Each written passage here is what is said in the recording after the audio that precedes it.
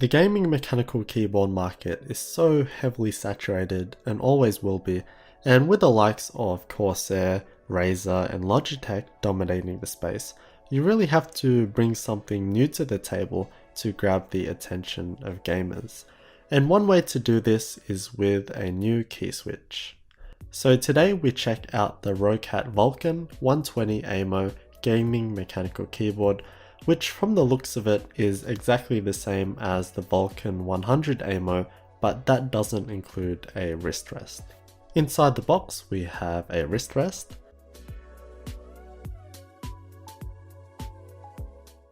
the keyboard itself, and we have some stickers, which is always cool, and some paperwork.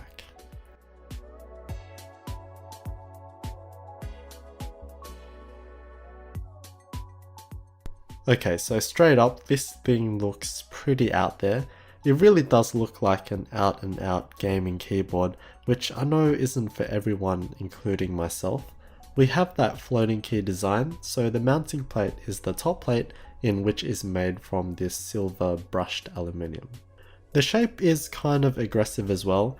It is a very sharp gaming keyboard with the square corners, tapered edges and metallic top. On the rear we have a non-removable USB cable, and there's some yucky glossy plastic, but it's out of the way, so I guess it's fine. And on the bottom there's two flip up feet that are also rubber tipped, and these monstrous flat rubber feet. Included we have the wrist rest, which attaches magnetically on the glossy part. It works absolutely fine, but the magnets aren't the strongest, but I don't think it particularly matters. And it is pretty low profile, so it doesn't make the biggest difference in elevating your palms, but yeah, better than nothing. In the top right hand corner we have some volume controls with a volume dial that they didn't seem to stylize, and in the bottom right we have our indicator lights. The thing that catches your eyes the most, however, are these keycaps. These are some super short keycaps. They claim that it's like 50% lighter than a normal keycap, and therefore the key will return quicker, but normal keycaps weigh less than a gram anyway, so I don't think that they'd make any real difference. And they really do expose the key switches more, which do light up nicely with those RGB LEDs. They also make the keys more spaced than usual, even though they aren't, which also makes the board easier to clean, by the way. But I found them absolutely fine to use in regards to typing speed and accuracy. These are made from ABS plastic and are pretty thin at about 1mm thick, and they have that black UV coating which is then laser etched to create the translucent legends, so not really great quality as they will shine over time. We do have a completely standard ANSI layout, but not all keycaps work because of how big that top housing is. And as you can see, these keycaps are shaped specifically for the key switches. Having them like this though makes them super easy to take off, and now we can check out the biggest feature of the keyboard, the Titan key switches. We have a brown cross stem as per usual. It has a total travel distance of 3.6mm and an actuation distance of 1.8mm. So not really the biggest reduction in distance, especially compared to other speed or gaming key switches. They don't state the actuation force, but I measured it to be about 55 grams, and the bump is right at the top rather than towards the middle like an MX Brown. And the tactile bump is pretty decent as well. It's more prominent than an MX Brown because it feels more sharp instead of drawn out. As it is sharp, it's not really smooth or pleasant like say a Zelio, it's more of a harsh bump. It's actually pretty similar to a Kale Box Brown with the bump at the top, same approximate weights and distances. I don't think the keycaps really help in how they sound and feel, but yeah, here's how it sounds.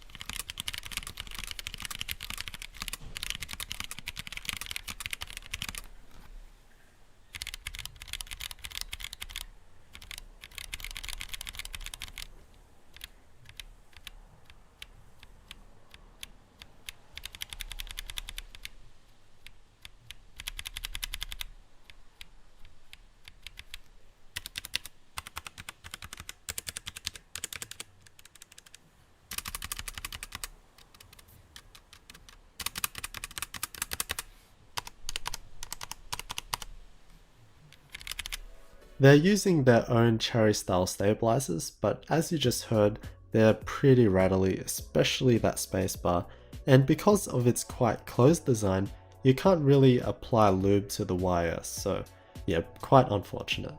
So exactly how would these even be appealing to gamers at all? Because from the raw numbers, it's nothing special. Supposedly it's to do with the debounce mechanics, so this is about not having any chattering issues or bouncing, and they say that the components are supposed to be better quality, and paired with the firmware, the Titan switch is 20% faster than a normal switch because of that. So yeah, I really don't know if it makes any difference at all. I mean, I can't test it and I definitely can't feel it. Therefore, I cannot confirm or deny those claims, but did I like it for gaming? Yep, sure, but not by a considerable amount over anything else. Another part that makes a gaming keyboard is of course the software. This uses their Swarm software, which works with their other devices. So first of all, we have different profiles for different tasks. This feature is kind of weird. You can have an artificial typing sound, which is, well, it's there just in case.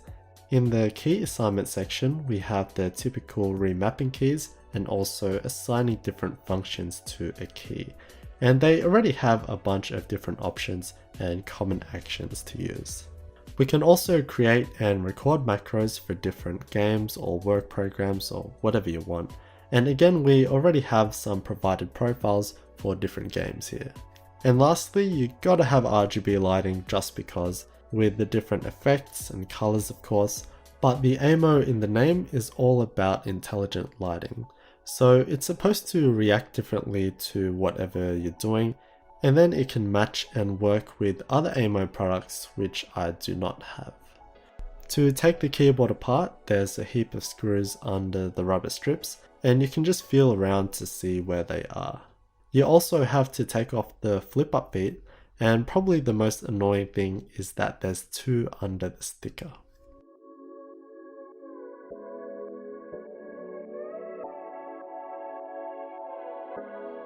Alright, so here's the plastic bottom shell, pretty standard with some ribbing on the bottom surface, but pretty flexible without the aluminium plate. The said aluminium plate is what gives the keyboard all of its weight and rigidity, and the key switches are mounted to that. The PCB is clean and looks pretty standard as well. The Titan key switches have the same footprint and pin layout to a standard MX key switch, so I can desolder these and put in new key switches. There's SMD LEDs in there, so you need key switches that allow space for them, such as these Kale box switches.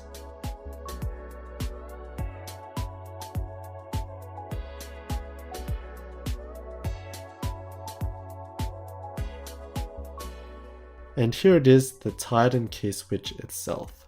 On the outside, the shape is a bit different, but it's essentially the same sort of thing, and we have both the ROCCAT and TTC branding. The annoying part of this is actually opening it because of the weird clip system that they went with, so it did take a lot of effort. Again, we have the normal parts.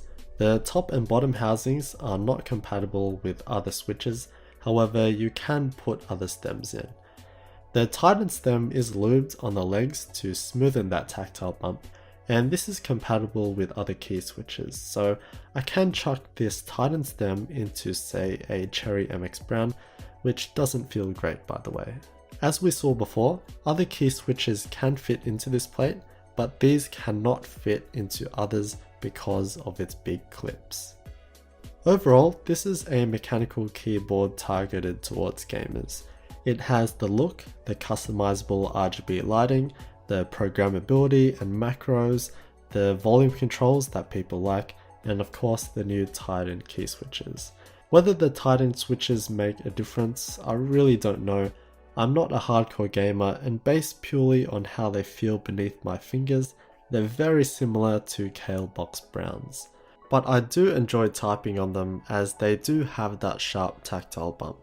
I think many gamers do look for a shorter actuation and perhaps a linear key switch, but that's of course objective.